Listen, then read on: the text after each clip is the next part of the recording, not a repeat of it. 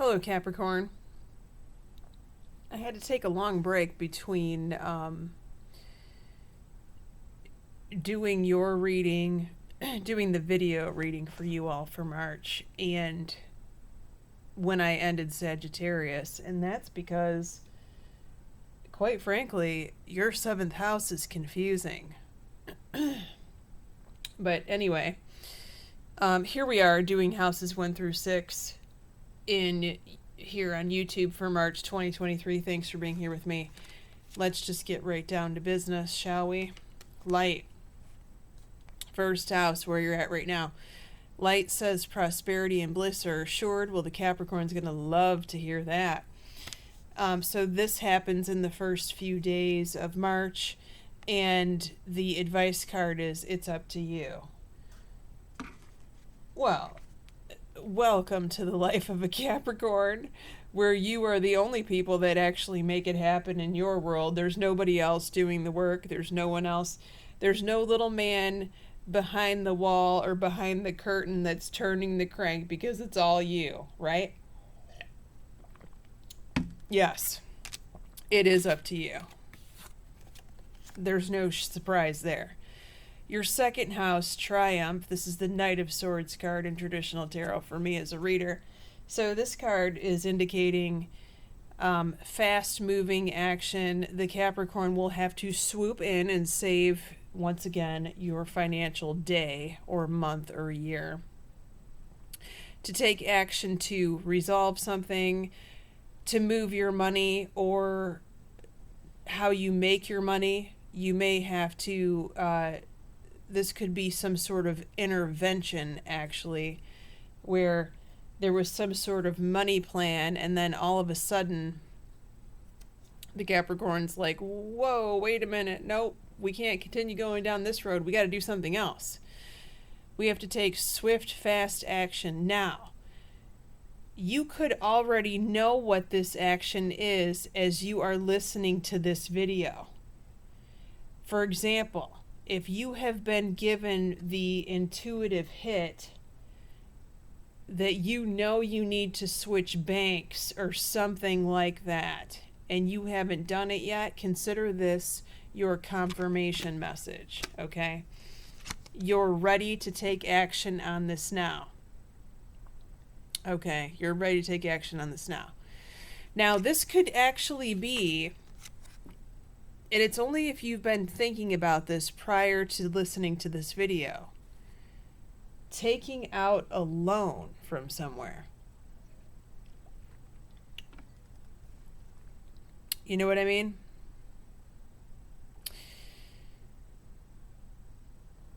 And for some reason, I feel like it's already your money.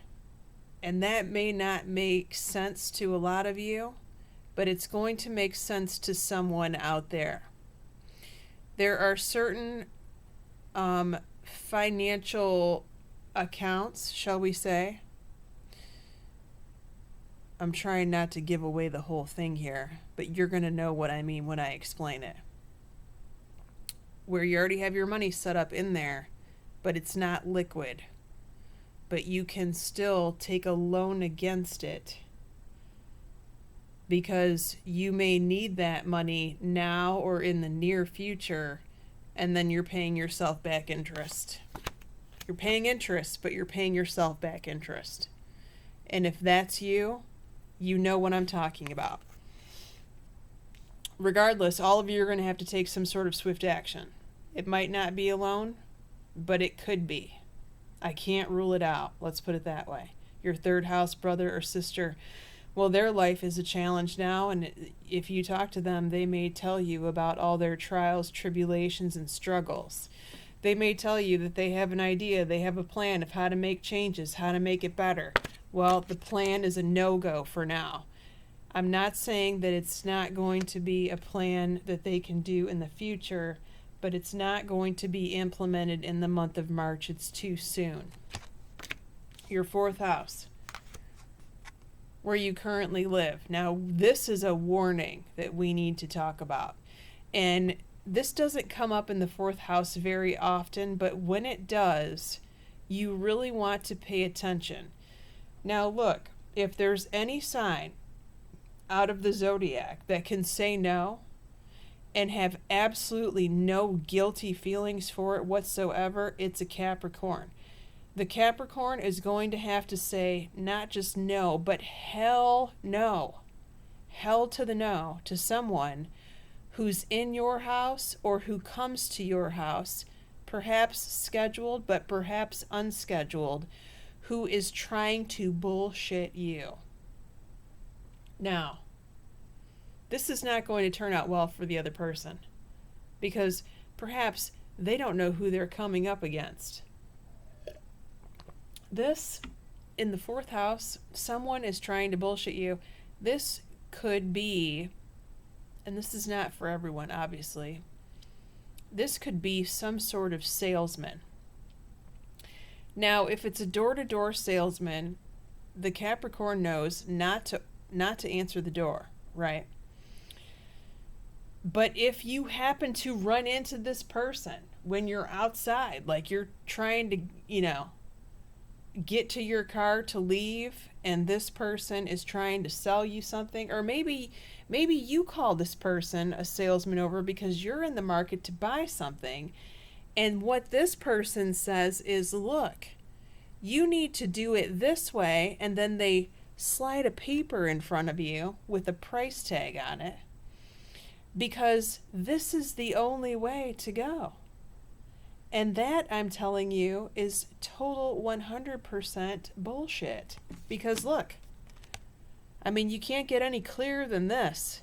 There's something better out there. Now, some of you, if it's not a salesman, you could have a visitor. And you may actually know this person who is visiting you, but who is also bullshitting you at the same time. For others of you, this could be someone whom you live with. So watch out for that and pay attention to that and just say, I don't think so, bucko. Your fifth house, your house of socialization, fun, friendships, dating for those of you single Capricorns. Well, you've had better times. You've had better days. Quite frankly, you are bored. You are tired of the same old, and you are ready to turn it around. And you're ready to kick up your heels and have some fun here. Listen to your intuition. This is going to be important to when you decide to say yes and no to people. It's going to be important to feel out the situation first. Think about it. When you get an invitation or an offer to go somewhere, sit with it for a few minutes. Think about who you're going to be with. What's the venue going to be like? Close your eyes. Take a couple of deep breaths. Notice how your body is feeling. Does your head hurt? Does your stomach hurt? Do you have a knot in the pit of your stomach? These are all warning signs to say no to an invitation or to a person who invites you out. On the contrary, if you have light feelings, butterflies, you see visions of sugar plum fairies, I'm joking, auras, rainbow auras, unicorns, I don't know. You're going to know what the right sign is, though, the symbol that means go. Okay? Your sixth house. House of work and health. Moving on. This is you coming out of the darkness into the light, turning a corner into better times. This is the Eight of Cups in traditional tarot. If you believe, then ye shall receive.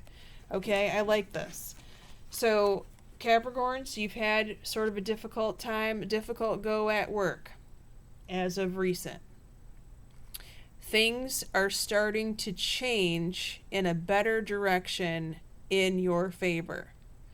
It might just be at the start of this change. However, you are starting to see signs of light at the end of the tunnel, which I like. Okay, let's look at your tarot cards to see who's around you. In your seventh house, well, we have the Aquarius. again. Can you believe this Aquarius keeps coming up? I don't know why half of these signs are getting aquas in the last couple of months. It's almost like we have some feral Aquarians that are just wandering the universe looking for lovers. Very strange. But let's face it, we live in strange times, don't we?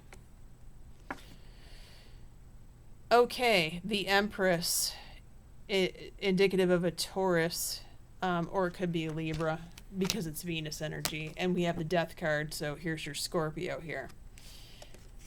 All right, so we've narrowed down the signs for who's around you in your 7th house of primary relationships. If you want to follow me to the extended, the link is below. Look for tier 2.